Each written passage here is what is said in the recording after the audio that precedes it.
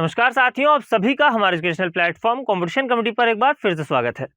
आज का ये जो सेशन है ये काफ़ी महत्वपूर्ण होने वाला है, क्योंकि इस सेशन के साथ हम इस प्रकार के एक सीरीज, एक श्रृंखला की करने वाले हैं शुरुआत, जहां पर आपके बीते हुए परीक्षाओं की बात करें, यानी कि प्रीवियस ईयर क्वेश्चंस की जब हम बात करें या आपके आगामी परीक्षाओं की हम बात करें, तो वहां पर संभावित प्रश्न क्या हो सकते हैं, किन किन टॉपिक से क्वेश्चन पूछे गए हैं। तो ऐसे ही आपको कुछ छोटे छोटे से सेशंस के माध्यम से क्वेश्चंस का हम अभ्यास भी कराएंगे, साथ ही साथ उन क्वेश्चन से जुड़े हुए कॉन्सेप्ट्स को भी हम लोग रिकॉल करने वाले हैं। यह सेशन महत्वपूर्ण इसलिए भी हो जाता है क्योंकि आज के सेशन में हम लोग डिस्कस करने वाले हैं सिलॉग्स, और जब हम सिलॉग्स की बात करते हैं यानी कि न्याय निगमन की बात करते हैं, तो फिर परीक्षा चाहे जो रही हो, चाहे हम बात करें एसएससी सीजीएल की, चाहे हम बात करें सीएचएसएल की, चाहे हम बात करें सीएचएसएल जो आपका आगामी एग्जाम होने वाला है, हम जीडी की बात करें, हम बात करें आपके एलआईसी एडीओ की जो परीक्षा होने वाली है, हम बात करें इवन छत्तीसगढ़ पीएससी की, तो वहां पर भी आपको 3 प्रश्न देखने को मिले। सीजीएसआई का मेंस होना है, वहां पर भी बिल्कुल संभावित है कि सिलॉग से आपको क्वेश्चन देखने को मिलेंगे। यानी कि हर एक दृष्टिकोण से यह पर्टिकुलर टॉपिक काफी महत्वपूर्ण हो जाता है आपके कॉम्पिटिटिव एग्जाम के लिए। तो आपने सिलॉग्स का अगर कंप्लीट सेशन नहीं देखा तो उसका लिंक भी मैं डिस्क्रिप्शन बॉक्स में यहाँ पर प्रोवाइड कराने वाला हूं, तो आप वहां से जाकर के कंप्लीट सेशन भी देख सकते हैं। साथ ही साथ यहाँ पर हम लोग कुछ प्रश्नों का करने वाले हैं अभ्यास। इन प्रश्नों में आपको बेसिक क्वेश्चन से लेकर के एडवांस लेवल तक के क्वेश्चन देखने को मिलेंगे, यानी कि आपकी परीक्षा में प्रश्नों का स्तर जो भी रहे, यहाँ पर आप कॉन्सेप्ट को सीख करके जाने वाले हैं, क्वेश्चंस को समझ करके जाने वाले हैं। चलिए करते हैं आज के सेशन की शुरुआत क्वेश्चन के साथ। तो पहला क्वेश्चन आपकी स्क्रीन पर आ चुका है, बिल्कुल इजी सा क्वेश्चन आपको देखने को मिल रहा है। तो जैसा कि मैंने आपको बताया कि सबसे पहले हमें क्या करना होता है, हमें बनाना होता है स्ट्रक्चर।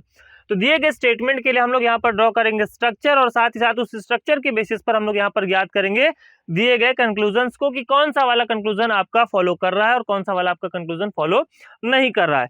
तो जैसा कि यहाँ पर आपको देखने को मिल रहा है, no apple is a guava, यानी कि कोई भी सेब अमरूद नहीं है। तो इसके लिए हम लोग बनाएंगे एक structure, no apple is a guava, कोई भी सेब अमरूद नहीं। इसके बाद यहाँ पर दिया गया है all plums are oranges, all plums are oranges,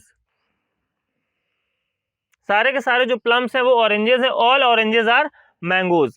अब देखो यहाँ पर जो है आपका एप्पल और गुआवा, इसके बाद कहीं पर एप्पल और गुआवा की कोई भी चर्चा नहीं की गई, इसके बाद कहीं पर भी एप्पल और गुआवा की चर्चा नहीं की गई, तो इसका स्ट्रक्चर हम अलग से बनाएंगे। तो ऐसे प्रश्नों को सम्मिलित करने का मुख्य उद्देश्य क्या है कि आप देखते हैं कि जब आपके एलिमेंट रिलेट कर रहे हैं तो ही आप यहाँ पर कंक्लूजन ड्रॉ करते हैं, लेकिन विदाउट रिलेशन के भी अगर यहाँ पर कोई अलग से अन्य एलिमेंट का आपको रिलेशन दूसरे एलिमेंट के साथ में देखने को मिल रहा है, तो भी आपको स्ट्रक्चर ड्रॉ करना है, बनाना है। तो जब हम बात करेंगे ऑल प्लम्स आर ऑरेंजेस की, तो इसका स्ट्रक्चर हम अलग से बनाएंगे। सारे के सारे प्लम्स क्या है, ऑरेंजेस है। और यहाँ पर देखने को मिला ऑल ऑरेंजेस आर मैंगोज, सारे के सारे ऑरेंजेस क्या है, मैंगोज है। अब यहाँ पर हम क्या कर सकते हैं, एप्पल का रिलेशन गुआवा के साथ निकाल सकते हैं, लेकिन जब एप्पल और गुआवा की हम बात करेंगे तो इनका रिलेशन कुछ भी हम निर्धारित नहीं कर सकते, प्लम के साथ, ऑरेंज के साथ या फिर मैंगो के साथ। तो इस प्रकार का भी अगर आपको स्टेटमेंट और इस पर आधारित कंक्लूजन देखने को मिले तो बिल्कुल भी कंफ्यूज नहीं होना है, और हर एक प्रश्न में यहाँ पर आपको कुछ ना कुछ एडिशनल, कुछ ना कुछ नया सीखने को मिलने वाला है।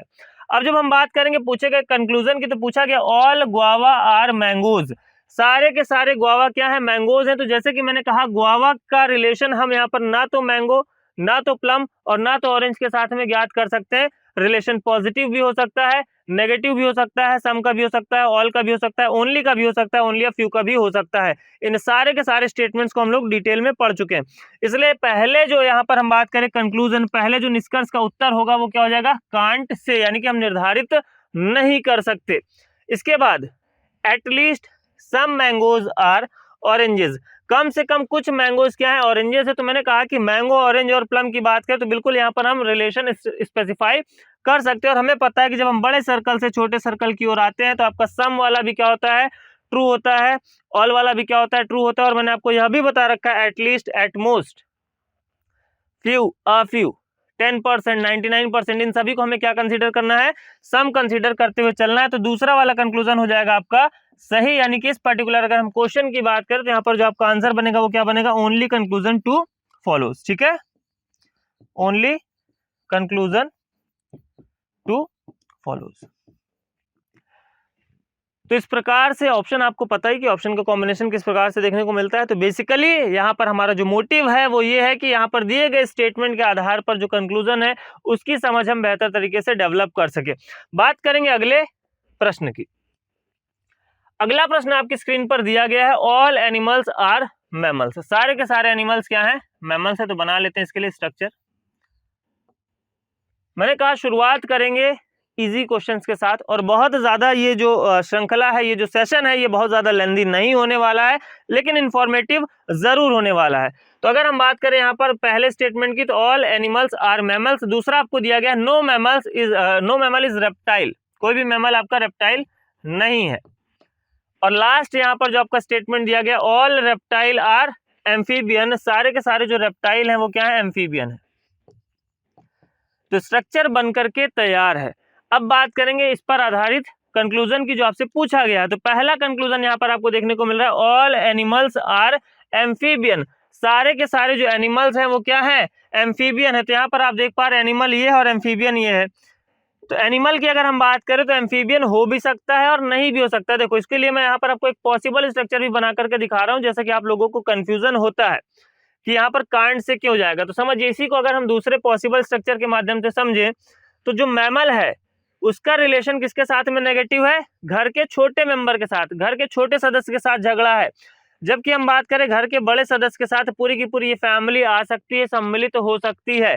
तो अगर यहाँ पर हम पॉसिबिलिटी की बात करेंगे, तो all mammal being amphibian is a possibility, तो वो भी सही हो जाएगी। और all animal being amphibian is a possibility, तो ये बात भी क्या हो जाएगी, सही हो जाएगी। लेकिन यहाँ पर बात पॉसिबिलिटी की नहीं करी जा रही है। आप ध्यान से देख रहे हैं, यहाँ पर कहीं भी पॉसिबिलिटी वाले आपको वर्ड देखने को नहीं मिल रहे हैं, इसलिए यहाँ पर आंसर क्या बनेगा आपका, can't say. All animal are amphibian क्या बनेगा, कांट से। लेकिन इसी के जगह पर अगर आपसे पूछ लिया गया होता all animal being amphibian is a possibility, यानी कि सारे के सारे एनिमल एम्फीबियन हो सकते हैं, इसकी संभावना है, तो ये बात क्या हो जाती, फिर सही हो जाती, क्योंकि पॉसिबिलिटी यहाँ पर बनाई जा सकती है। क्लियर। बात करेंगे अगले कंक्लूजन की। सम एम्फीबियंस आर मैमल्स, कुछ एम्फीबियंस क्या है, मैमल्स है। तो ये रहा आपका एम्फीबियन और ये रहा आपका मैमल। तो आप देख सकते हैं एम्फीबियन जो है वो मैमल का पार्ट हो सकता है, सम पार्ट इसका एटलीस्ट हो सकता है। जैसा कि पूरा का पूरा मैमल एम्फीबियन का पार्ट हो सकता है, वैसे ही एम्फीबियन का ये वाला हिस्सा अगर हम छोड़ दें, रेप्टाइल वाला हिस्सा हम छोड़ दें, तो रिमेनिंग जो पार्ट है वो बिल्कुल मैमल का हिस्सा हो सकता है। लेकिन मैंने क्या कहा, हो सकता है, निश्चित रूप से हम इसको नहीं कह सकते, इसलिए ये वाला भी क्या बनेगा, कांट से। यानी कि आंसर यहाँ पर क्या हो जाएगा आपका, नाइदर कंक्लूजन 1 नॉर 2 फॉलो। ठीक है, चलिए बात करेंगे अगले प्रश्न की। मैंने क्या कहा कि हर प्रश्न में कुछ ना कुछ यहाँ पर आपको नया सीखने को मिलने वाला है। और यहाँ पर आप देख पा रहे हैं ओनली पर बेस्ड एक स्टेटमेंट। हिंदी की बात करें तो हिंदी में आपको यहाँ पर केवल लिखा हुआ दिखाई देगा, केवल। और यहाँ पर बहुत सारे विद्यार्थी करते हैं गलती, स्पेशली बैंकिंग की हम बात करें तो बैंकिंग में इस प्रकार के आपको स्टेटमेंट पर आधारित प्रश्न देखने को मिलते हैं। तो जब हम बात करेंगे ओनली केस की, तो ओनली केस मैंने अलग से भी आपको पढ़ा रखा है, इसलिए यहाँ पर बहुत ज़्यादा मैं डिस्क्राइब नहीं करूंगा, आप अलग से सेशन में जाकर के देख सकते हैं। उसका लिंक मैंने जैसे कि कहा कि आपको ऑलरेडी मिल जाएगा। ओनली कैट्स आर रैट्स, तो ओनली के केस में क्या हो जाता है, रिवर्स हो जाता है, यानी कि सारे के सारे जो रैट्स हो जाएंगे वो क्या हो जाएंगे, कैट हो जाएंगे। और जिसके भी मन में ऐसा आ रहा हो कि यहाँ पर क्या हो जाएगा, ऑल रैट आर कैट, तो ऑल रैट आर कैट नहीं है, ये क्या है, ओनली कैट्स आर रैट्स है। ध्यान दीजिए, ये ऑल रैट्स आर कैट नहीं है, अलग अलग दोनों बातें, इस बात का विशेष रूप से ध्यान रखना है। सम कैट्स आर डॉग्स, कुछ कैट्स क्या है, डॉग्स है। बना लेते हैं भाई, कुछ कैट्स क्या है, डॉग्स है। इसके लिए भी हमने स्ट्रक्चर बना लिया। और आगे आपको बोला गया ऑल डॉग्स आर ब्लैक, सारे के सारे जो डॉग्स हैं वो क्या है, ब्लैक है। क्लियर, स्ट्रक्चर बनकर के तैयार है। अब ओनली का मतलब ये समझ लीजिए कि कैट के अलावा ये जो रैट है वो किसी दूसरे एलिमेंट का हिस्सा नहीं हो सकता। जैसे कि बोला गया है कि केवल क्या है, बिल्लियां ही चूहे हैं, केवल बिल्लियां ही चूहे हैं, यानी कि बिल्लियों के अलावा कोई दूसरा एलिमेंट चूहा नहीं हो सकता, कोई दूसरा एलिमेंट रैट का पार्ट नहीं हो सकता। क्लियर। अब इस बात को ध्यान में रखते हुए यहाँ पर आपको कंक्लूजन यानी कि दिए गए निष्कर्षों को निर्धारित करना है कि कौन सा वाला अनुसरण करता है और कौन सा वाला अनुसरण नहीं करता है। तो बोला गया है only a few cats are not dog. अब इसके लिए आपको ओनली अ फ्यू भी जानना पड़ेगा। इसके लिए फिर से आपको, अगर आपने नहीं पढ़ा तो आपको सेशन में बिल्कुल जाना पड़ेगा और जाने की आवश्यकता भी है। ठीक है, तो यहाँ पर बोला जा रहा है only a few cats are not dog, और अगला यहाँ पर आप देख सकते हैं only a few cats are dog. तो इसके लिए मैंने आप लोगों को बताया था कि only a few A are B बोले या only a few A are not B बोले, दोनों में यहाँ पर आपका some as well as some not का रिलेशन देखने को मिलता है, यानी कि दोनों के दोनों आपको कंडीशन एक साथ देखने को मिलती है, जहां पर ए का कुछ हिस्सा बी का पार्ट होगा एज वेल एज ए का कुछ हिस्सा बी का पार्ट नहीं होगा।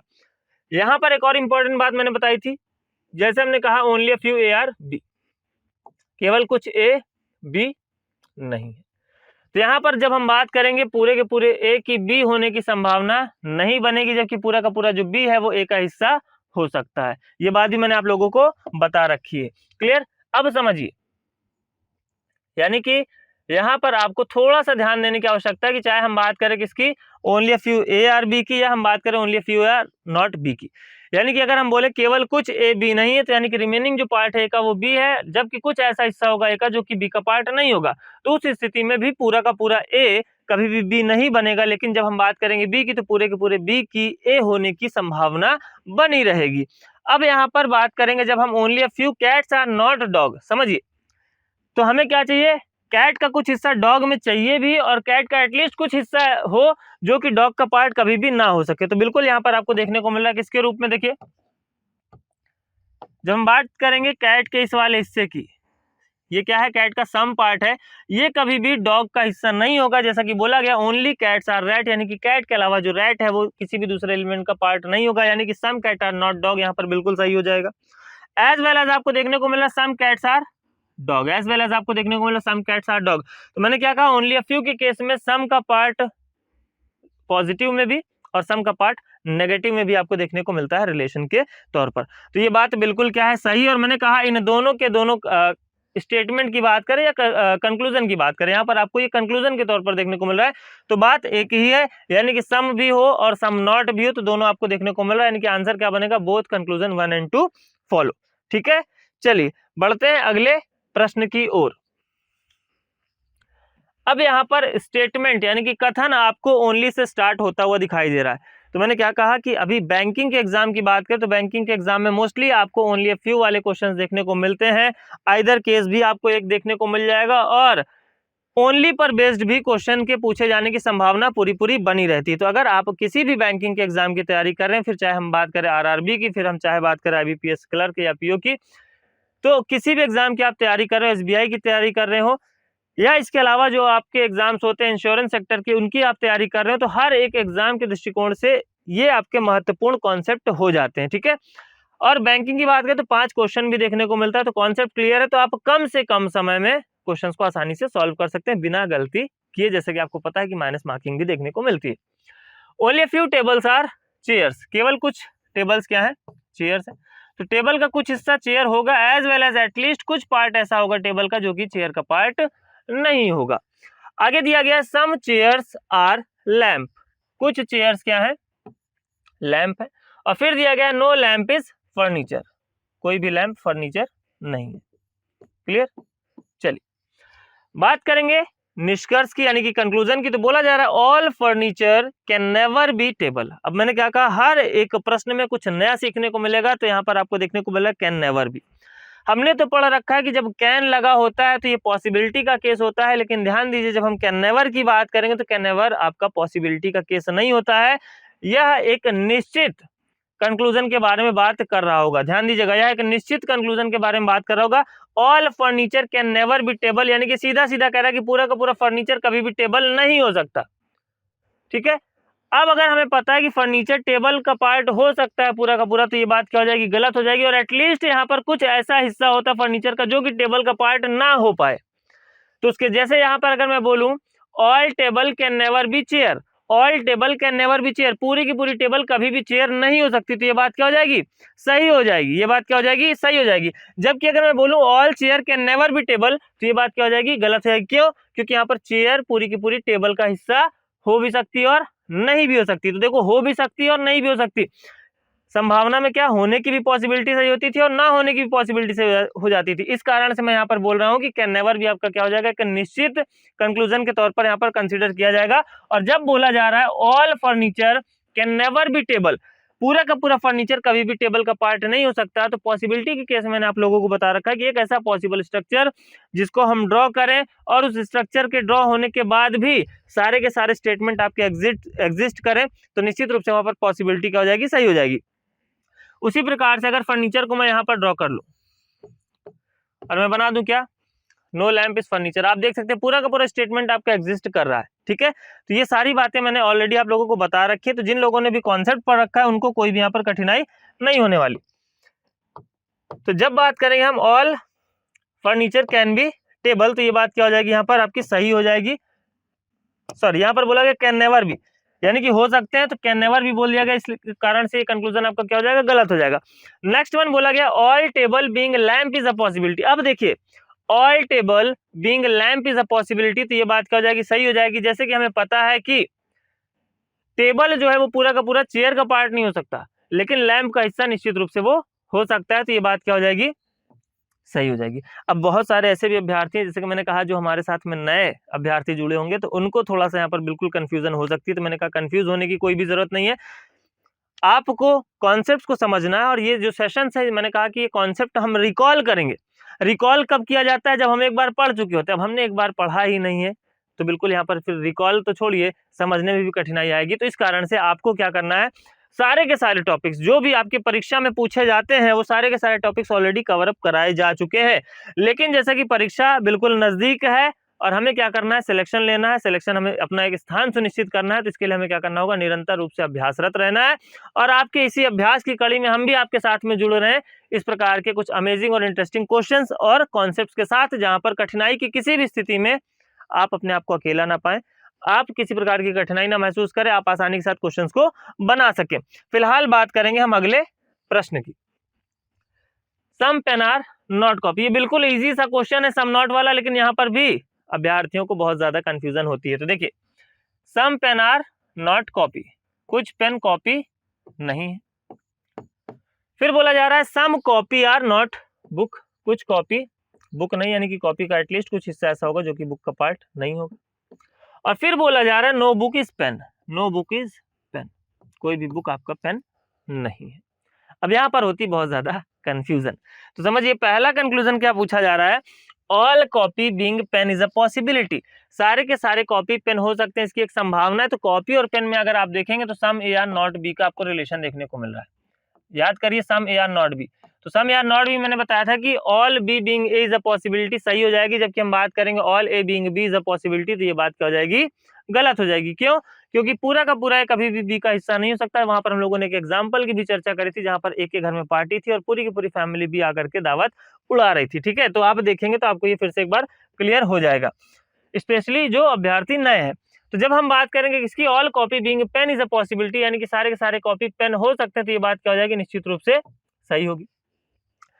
फिर बोला जा रहा है only a few pen are not copy, केवल कुछ पेन ऐसे हैं जो कि कॉपी नहीं है। तो ओनली अ फ्यू में क्या होता था, सम पार्ट एग्जिस्ट हो as well as some part exist ना हो। तो यहाँ पर सम पार्ट एग्जिस्ट ना वाला तो दिख रहा है, लेकिन इसका कुछ पार्ट निश्चित रूप से सी का हिस्सा हो, ये हमें कहीं भी देखने को नहीं मिल रहा है, इसलिए क्या हो जाएगा, कांट से हो जाएगा, यानी कि संभावना है, हो भी सकती है और नहीं भी हो सकती। तो इसका जो सही उत्तर बनेगा वो बनेगा ओनली कंक्लूजन 1 फॉलोज। तो इस प्रकार के और भी जो भी आपके संभावित टॉपिक हैं, जिनमें मुख्य रूप से हम बात करेंगे नंबर पर आधारित जो प्रश्न होते हैं, अल्फाबेट पर आधारित जो प्रश्न होते हैं, फिर चाहे वो आपका कोडिंग डिकोडिंग पर बेस्ड हो, फिर चाहे वो आपका एनालॉजी पर बेस्ड हो, फिर चाहे वो आपका क्लासिफिकेशन पर बेस्ड हो, इस प्रकार के जो भी प्रश्न बनते हैं, इन प्रश्नों की हम लोग पूरी की पूरी एक श्रृंखला लेकर के चलेंगे, जहां पर इस प्रकार के छोटे छोटे से सेशंस के माध्यम से आप अमेजिंग और इंटरेस्टिंग लॉजिक्स के साथ में इंटरैक्ट होंगे, जिन पर बेस्ड डायरेक्टली आपको एग्जाम में क्वेश्चन देखने को मिल सकते हैं, संभावित आपके प्रश्न हो सकते हैं। तो इसी प्रकार के और भी सेशंस में आप हमारे साथ जुड़े। टाइमली नोटिफिकेशन पाने के लिए आप चैनल को सब्सक्राइब करें, नोटिफिकेशन का बेल आइकन दबाएं और वीडियो को ज्यादा से ज्यादा शेयर करें, अपने दोस्तों अपने साथियों तक भी पहुंचाएं। तो आज के लिए फिलहाल इतना ही, मिलते हैं हम लोग नेक्स्ट सेशन में, जहां पर हम लोग चर्चा करेंगे कुछ और इस प्रकार के अमेजिंग और इंटरेस्टिंग टॉपिक्स पर बेस्ड क्वेश्चंस को। Thank you. अगर आप चाहते हैं अपने कैरियर को एक नई दिशा देना और सुनहरे भविष्य को साकार करना, तो जुड़िए कंपटीशन कम्युनिटी के साथ। आज ही हमारे वेबसाइट के कैरियर पेज पर विजिट करें अथवा डिस्क्रिप्शन बॉक्स पर दिए गए लिंक पर क्लिक करें। हमेशा आपके साथ टीम कोको।